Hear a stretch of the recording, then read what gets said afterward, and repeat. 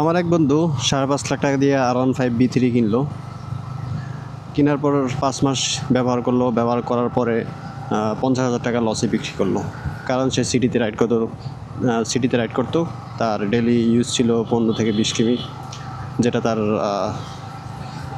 হাত ব্যথা বা কোমর ব্যথার কারণ হলো। তারপর সে ফিজিওথেরাপি ডাক্তারের সাথে দেখা করলো। দেখা করে আপনার 15 থেকে 20 হাজার টাকা আরও লস দিল। তো অ্যাভারেজ লস হলো তার 70 থেকে 80 হাজার টাকা। তো সমস্যা কি R15-এ বা বাইকটা কি সমস্যা? না ভাই, বাইকের সমস্যা ছিল না। সমস্যা ছিল সে বাইক ক্যাটাগরি সিলেক্ট করতে পারে নাই। বাইক ভালো, কোন বাইকটা তার জন্য পারফেক্ট বা কোন বাইক তার নিডের সাথে যায় সেটা সে ম্যাচ করে কিনতে পারে নাই। আমরা আজকে মূলত 5টা ক্যাটাগরি নিয়ে আলোচনা করব, যেমন কমিউটার, স্পোর্টস, নেকেড, ক্রুজার বা অ্যাডভেঞ্চার। এই 5টা বাইক ক্যাটাগরি বুঝতে পারলে আপনি আসলে অন্যান্য ক্যাটাগরি বাইক সবগুলোই বুঝে যাবেন, যেটা আপনাকে আলাদা করে বুঝতে হবে না। ইনডাইরেক্টলি সবগুলো ক্যাটাগরি এটার ভিতরে চলে আসে। আলাদা করে কথা বলতে গেলে আপনার 25-30 ক্যাটাগরির বাইক চলে আসে। তো অতগুলো বোঝার দরকার নেই ভাই, পরে মাথা গোলায় যাবে। আপনি 4-5টা ক্যাটাগরি বাইক, 5টা ক্যাটাগরির বাইক বুঝলেই আপনি আপনার নিড বুঝতে পারবেন বা প্রয়োজন বুঝতে পারবেন। তো চলেন শুরু করি।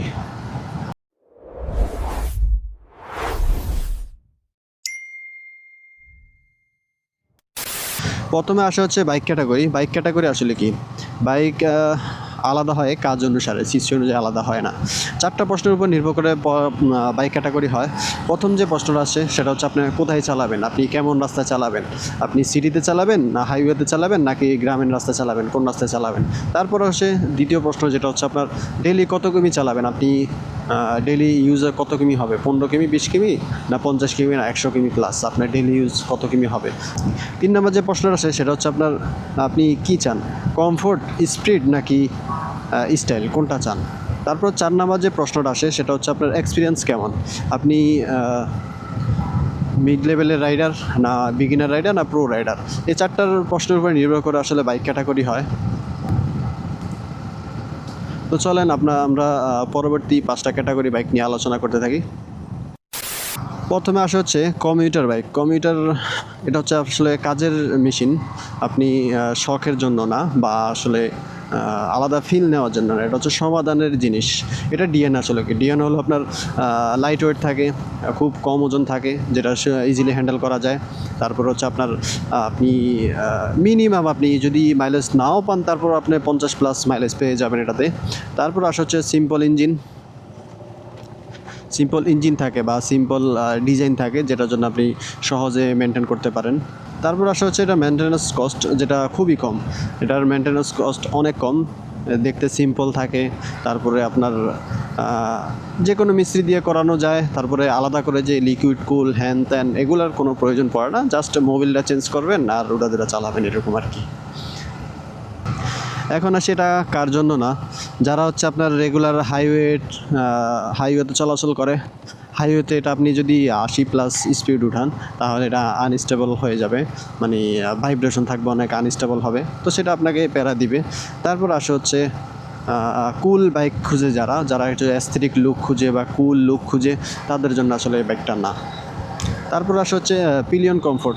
আপনি যদি পিলিয়ন কমফোর্ট খোঁজেন তাহলে ব্যাগটা আপনি স্বাচ্ছন্দ্যে ইউজ করতে পারবেন না। আপনি 50 কিমি যখন প্লাস চালাবেন তখন আপনার পিলিয়ন প্যারা খাবে, কষ্ট পোহাতে হবে বা প্যারা খেতে হবে।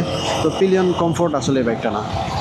এখন আসি এই ব্যাগটা হচ্ছে কাদের জন্য, যারা অফিসগামী লোক, ডেলি অফিস চলাচল করে, ডেলি 15-20 কিমি অফিস, বাসা টু অফিস, অফিস টু বাসা, এরকম যারা ইউজ করে তাদের জন্য। যারা হচ্ছে আপনার স্টুডেন্ট মানুষ, যাদের বাজেট ফ্রেন্ডলি একটা বাইক দরকার, তাদের জন্য। তারপর হচ্ছে যারা এই বাইকটা দিয়ে ইনকাম করে, যেমন রাইড শেয়ারিং যারা এই বাইকটা দিয়ে ইনকাম করে, তাদের জন্য আসলে বাইকটা। তারপর যারা মেনটেন্যান্স খরচ খুব কম খুঁজে বা মেনটেন্যান্স খরচ বেশি হোক চায় না, তাদের জন্য আসলে বাইকটা। এখন আসা হচ্ছে স্পোর্টস বাইক। এটা হচ্ছে রেসিং ডিএনএ বাইক। আপনি ট্র্যাক পারফরমেন্স নেওয়ার জন্য, যেমন আপনি 140 বা 150 স্পিডে আপনি স্টেবল কর্নারিং করতে পারবেন বা হাইওয়ে একটা ফিল পাবেন, হ্যান্ডেল বার স্টেবল থাকবে, এরকম একটা ফিল নিতে পারবেন বা আলাদা একটা কনফিডেন্স পাবেন আর কি। তো আপনি যদি আবার 0 to 100 ধরেন, আপনি মানে ইনিশিয়াল টর্ক চান, যেটা আপনি 0 to 100 উড়াতে পারবেন 7-8 সেকেন্ডে, তো এরকম একটা ফিল নিতে পারবেন। এখন আসে এই বাইকটা আসলে কাদের জন্য, যারা হচ্ছে ইয়াং বয়স, যেমন 18 থেকে 30 বছর বয়স, তারা এই বাইকটা ইউজ করতে পারেন বা নিতে পারেন। তারপর হচ্ছে যাদের নিত্য প্রয়োজন সারার জন্য আলাদা একটা বাইক আছে বা বাহন আছে বা গাড়ি আছে, তারা সেকেন্ডারি হিসাবে বাইকটা নিতে পারবেন, যা উইকেন্ডে একটা রাইড দেবে তাদের জন্য। এখন আসে বাইকটা কাদের জন্য না, যারা হচ্ছে সিটি রাইডার, মানে আপনি অফিসগামী লোক, আপনি ডেলি 15-20 কিমি ইউজ করতেছেন, আপনার ডেলি ইউজার সিটির জ্যামের ভিতরে আপনি ডেলি ইউজ সিটি জ্যামের ভিতরে পড়তেছে। তো আপনি যদি এই ব্যাগটা নেন, আপনার হবে কি, আপনার কোমর ব্যথা হবে, তারপরে হাতের উপরে প্রেশার পড়বে, যেটা আপনি অ্যাগ্রেসিভ লুক হিসাবে আপনার সামনের দিকে ঝুঁকে বসা লাগতেছে। তো সেটা যদি আপনি নেন, আপনি আলাদা করে প্যারা খাবেন। তো আপনি এই জিনিসটা অ্যাভয়েড করা উচিত। তারপর হচ্ছে আপনার বাজেট ফ্রেন্ডলি যারা বাইক চান, তাদের জন্য এই বাইকটা না, কারণ এগুলো মেনটেন্যান্স খরচ অনেক। আপনার লিকুইড কুল থাকে, মোবিল থাকে, তারপরে বিভিন্ন রকমের ইকুইপমেন্ট থাকে যেগুলো আপনি ইউজ করতে পারেন, যে একটা স্পোর্টস বাইক। তো আপনি যদি ট্রাক রেস করেন সেটার জন্য ঠিক আছে, কিন্তু আপনি সিটি রাইডার হন, বাজেট ফ্রেন্ডলি হন, তারপরে আপনার পিলিয়ন কমফোর্ট চান, তাদের জন্য আসলে এই বাইকটা না। তারপরে আসা হচ্ছে নেকেড ক্যাটাগরি বাইক। এটা হচ্ছে ব্যালেন্স বিস্ট হিসাবে বলা যায়। স্পোর্টস ইঞ্জিন থাকে, কমিউটার কমফোর্ট থাকে, তারপর হচ্ছে আপরাইট পজিশন থাকে, সিটিং পজিশন থাকে, কমফোর্ট। আপনি হাইওয়ে থ্রিল নেবেন বা আলাদা একটা থ্রিল নেবেন, কিন্তু টর্চার নেবেন না, তাদের জন্য আসলে এই বাইকটা। ওই ব্যালেন্স হিসাব করে আসলে বাইকটা বানানো হয়। এখন আমার ক্ষেত্রে আমি MT-50 নিয়েছি। আমি MT-50 নেওয়ার কারণ হচ্ছে আমি ডেলি সিটি ইউজ করি। যেমন আপনি ডেলি 15-20 কিমি সিটি রাইড করা লাগে বা সিটির ভিতরে যাওয়া লাগে। তো সেটার জন্য আসলে কমফোর্ট, আলাদা একটা কমফোর্ট থাকে। তারপর হচ্ছে আপনি সপ্তাহে 1 দিন বা 2 সপ্তাহে 1 দিন আমি 1 দিন মাওয়া গেলাম বা 300 ফিট গেলাম, সেটার জন্য আমি আসলে হাইওয়ে ফিলটাও চাই। তো সেটাও গেল। তারপর হচ্ছে আমি মাঝে মধ্যে ওই দেশগ্রামে যাওয়া লাগে, যেমন 200 কিমি 150 কিমি এরকম একটা রাইড দেওয়া লাগে। তো সেটাতেও আমি আলাদা একটা ফিল বা কমফোর্ট পাওয়ার জন্য বা কনফিডেন্স পাওয়ার জন্য, তো সব দিক বিবেচনা করলে আমি এই বাইকটা নেওয়ার কারণ ছিল এটাই, যে আমি এক বাইক দিয়ে আমি সব কিছু কাজ করব বা সব ইউজ করব। তো এক বাইক দিয়ে সব করার জন্য আসলে নেকেড বাইকগুলো বানানো হয়। আমি যদি এই জায়গায় আমি যদি স্পোর্টস বাইক নিতাম, স্পোর্টস বাইক নিলে আমি হাইওয়েতে পারফরমেন্স পেতাম, ফিল পেতাম, কিন্তু আমি সিটি রাইডে প্যারা খেতাম। আবার যদি আমি যদি কমিউটার বাইক নিতাম, আমি সিটিতে স্বাচ্ছন্দ্যে চালাতে পারতাম, কিন্তু আমি যদি আবার হাইওয়েতে যেতাম, যেটা আমাকে প্যারা দিত, যেমন আমি 70+ স্পিড উঠালে ওটা আমাকে আলাদা একটা ভাইব্রেশন ফিল করবে বা আনস্টেবল একটা ফিল পাবে বা কনফিডেন্সটা পাবো না হাইওয়েতে। তো সব দিক বিবেচনা করলে নেকেড বাইকগুলো হচ্ছে সবচেয়ে ব্যালেন্স বিস্ট হিসেবে বলা যায় আর কি। তারপরে ক্যাটাগরি আসা হচ্ছে ক্রুজার বাইক। এটা হচ্ছে ফিল নেওয়ার জন্য, এটা স্পিডের জন্য না, এটা হচ্ছে আপনার ক্রুজ করার জন্য বা হাইওয়ে ফিল নেওয়ার জন্য। এখন সেই বাইকটা কার জন্য, যারা হচ্ছে সেকেন্ডারি বাইক হিসেবে ইউজ করবে, তারপর আপনার উইকেন্ডে 200 কিমি বা 150 কিমি প্লাস রাইড করবে, বা স্টাইল চায় বা আলাদা একটা ভাইব চায়, বা আলাদা একটা লাক্সারি ভাইব চায় বা ফিল নিতে চায়, তাদের জন্য আসলে বাইকটা। যারা ডেলি প্র্যাকটিক্যাল ইউজ করবে না, তাদের জন্য। এখন আর সেটা কার জন্য না, যারা হচ্ছে ডেলি ট্রান্সপোর্ট, মানে ডেলি নিত্য প্রয়োজন যে জিনিস আছে, যেগুলো ইউজ করার দরকার পড়বে না বা নিত্য প্রয়োজন ব্যবহার করার প্রয়োজন নাই, তাদের জন্য। তারা হচ্ছে বিগিনার, তাদের জন্য আসলে এই বাইকটা না, কারণ এই বাইকটা অনেক হেভি হয়, ওজন হয়, তো লো স্পিড আপনি হ্যান্ডেল করতে পারবেন না। তারপর হচ্ছে আপনার টাইট বাজেট, যাদের হচ্ছে টাইট বাজেট, তারা আসলে এই বাইকটা অ্যাভয়েড করা উচিত, কারণ এই বাইকগুলোর মেনটেন্যান্স খরচ একটু বেশি থাকে তুলনামূলক। এখন এটার এক্সাম্পল যদি আসে, যে রয়্যাল ক্লাসিক 350 বা রয়্যাল মেটিও 350। তো সর্বশেষ যে ক্যাটাগরি আছে সেটা হচ্ছে অ্যাডভেঞ্চার বাইক, যেখানে রাস্তা নেই সেখানে যাওয়া যায়, ওই থ্রিল নিয়ে বানানো। এটা স্পেশালি বিল্ড করে বানানো হয়। আপনার গ্রাউন্ড ক্লিয়ারেন্স থাকে 200 mm মিনিমাম, যেটা অন্যান্য বাইকে থাকে আপনার মিনিমাম 150 এরকম থাকে। তো এটা আলাদা একটু গ্রাউন্ড ক্লিয়ারেন্স একটু বেশি দেওয়া হয়। তারপর হচ্ছে আপনার সাসপেনশনগুলো একটু উঁচু উঁচু হয়, যেটার জন্য আপনি সব রাস্তায় যেতে পারবেন, পাহাড়ি রাস্তা, ভাঙ্গাচুরা রাস্তা, সব রাস্তায় ইউজ করতে পারবেন। সেই জন্য আসলে ওরকম স্পেশাল করে বানানো হয়। তারপর আসে হচ্ছে আপনার চাকাগুলো অনেক একটু বড় বড় হয়, বাইকগুলো অনেক উঁচু হয়, যেটার জন্য আপনি ইজিলি ইউজ করতে পারবেন ভাঙ্গাচুরা রাস্তায়।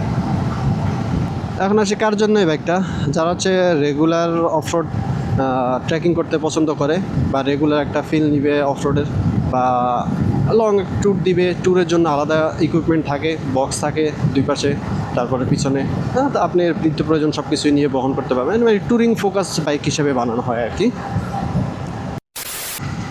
এখন আসে হচ্ছে মানুষ বুল বাইক কেন কিনে, এত কিছু জানলেন, জানার পরেও আসলে বুল বাইক নিয়ে নেয়। প্রথমত কারণ হচ্ছে লুক দেখে বাইক নেয়, বন্ধুটা দেখে বা রাস্তা দিয়ে বাইক যেতে দেখে ওটা দেখে নিয়ে নিল, ওই বাইকটা দেখতে খুব অ্যাগ্রেসিভ বা অ্যাস্থেটিক, ওই জন্য নিয়ে নেয়। তো দ্বিতীয় কারণ হচ্ছে আপনার টেস্ট রাইড করে না কিন্তু নিয়ে নিল। তারপরে তৃতীয় কারণ হচ্ছে আপনার ওই ইউটিউব হাইপ দেখে, ধরেন 5 লাখ টাকার ভিতরে 5টা বাইক কম্প্যারিজন, ওই একটা ভিডিও দেখে নিয়ে ফেললো। তারপর 4 নাম্বার যে ভুলটা করে সেটা হচ্ছে আপনার নিজের এক্সপিরিয়েন্সকে ইগনোর করে। আপনি বিগিনার মানুষ কিন্তু আপনি স্পোর্টস বাইক নিয়ে বসে আছেন, তাহলে আপনি সেটা কীভাবে হ্যান্ডেল করবেন? তো নিজের এক্সপিরিয়েন্স অবশ্যই ইগনোর করা উচিত না। তারপর 5 নাম্বার যে ভুলটা করে সেটা হচ্ছে বাজেটের দিকে নজর করে না। আপনার বাজেট হচ্ছে টাইট বাজেট, কিন্তু আপনি নিয়ে আসেন ক্রুজার বাইক বা স্পোর্টস বাইক যেগুলো বাজেট বা মেনটেন্যান্স কস্ট অনেক, তো আপনি সেটা নিয়ে বসে আছেন কিন্তু আপনার নিত্য প্রয়োজন যেটা সেটা আপনি মানে আপনার বাজেটটা আপনি ব্যালেন্স করলেন না, তো সেজন্য আসলে বুল ব্যাগটা নিয়ে নয়। এখন আপনি মোবাইলের নোটপ্যাড বা খাতা একটা খুলে ফেলেন, ভিডিওটা পোস্ট করে আপনি 4টা প্রশ্নের উত্তর লিখে ফেলেন। আপনার ডেইলি কত কিমি ইউজ করতে হবে, তারপর হচ্ছে আপনার আপনি কোন রাস্তায় ইউজ করবেন, মানে আপনি ভাঙ্গাচোরা রাস্তায় ইউজ করবেন না এরকম 20 ডলার রাস্তায় ইউজ করবেন না হাইওয়ে, তারপর আপনি সিটিতে ইউজ করবেন, তারপরে আসে হচ্ছে আপনার বাজেট কেমন, তারপর 4 নাম্বার যে প্রশ্নটা আসে সেটা হচ্ছে আপনার আপনি বিগিনার না মিড লেভেল নাকি প্রো। তো এই 4টা প্রশ্নের উত্তর লিখে ফেললে আপনি আপনার ক্যাটাগরি খুব সহজভাবে বের করতে পারবেন। তো তারপরেও যদি আপনার কনফিউশন থাকে যে আপনি বুঝতেছেন না আসলে কোন ক্যাটাগরি বাইক আপনার জন্য, আপনি আমাকে ডিএম করতে পারেন বা আমার ইনস্টাগ্রামে নক দিতে পারেন, আমি আপনাকে সহজ ভাষায় বুঝিয়ে দিব। বা আপনি কমেন্ট করতে পারেন 4টা জিনিস, যেটা হচ্ছে আপনার ডেইলি ডিস্টেন্স কত, তারপর আপনার রাইডিং এক্সপিরিয়েন্স, আপনার বাজেট, তারপর হচ্ছে আপনি বিগিনার না প্রো। এই 4টা প্রশ্নের উত্তর আপনি কমেন্ট করতে পারেন, তাহলে আমি আপনাকে সহজ ভাষায় রিপ্লাই করে দিব, সহজ ভাষায় বুঝিয়ে দিব যে আপনার জন্য আসলে কোন বাইকটা। তারপরেও আপনার যদি কনফিউশন থাকে আপনি ইনবক্সে আসতে পারেন, আমি আপনার জন্য হেল্প করার জন্য প্রস্তুত আছি, সমস্যা নেই। তো আজকে এ পর্যন্তই। পরবর্তী কোন ভিডিও দেখতে চান বা কোন ভিডিও সম্পর্কে জানার ইচ্ছা আছে, আগ্রহ আছে, সেটা নিয়ে আলোচনা করতে পারেন বা সেটা কমেন্টে জানাতে পারেন, তাহলে আমি আপনাকে সেই টপিক নিয়ে একটা ভিডিও মেক করে দিব বা আলোচনা করব, যাতে আপনি সেই সমস্যাটাকেও দূর করতে পারেন। তো সেই পর্যন্ত ভালো থাকবেন, সুস্থ থাকবেন, সেফ রাইড করবেন। আল্লাহ হাফেজ।